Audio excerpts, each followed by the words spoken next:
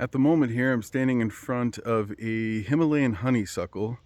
You can see it over my shoulder there, and it has a very yellowish type of foliage and a very beautiful plant, and also has cascades of pink berries that and white flowers that turn to these dark edible berries that actually taste a surprising bit like dark chocolate. They kind of have the bitterness with the sweetness and a very chocolatey flavor. So let's take a quick look at it. Okay, here it is. This guy's about 3 feet tall and wide at the moment. It did suffer a little bit of winter damage. We got down into the lower single digits, but as you can see, it just bounces right back.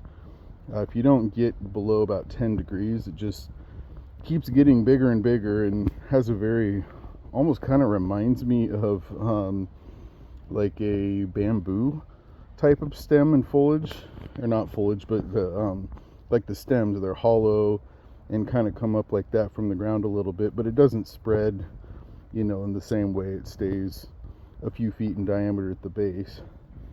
But you get these kind of cascades of, these will be, start out more like this, like pretty white flowers, and then they turn into these longer cascades of dark berries.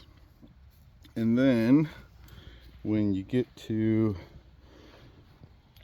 maturity, they look like this, and they're very kind of soft and gooey. Sorry, my hands are filthy. I've been gardening, obviously.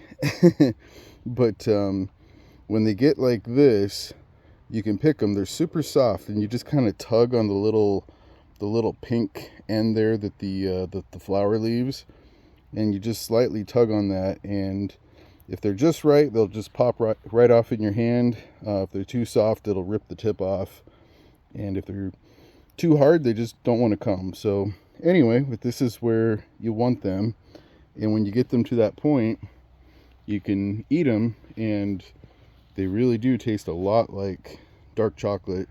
So I'm going to try these ones out real quick.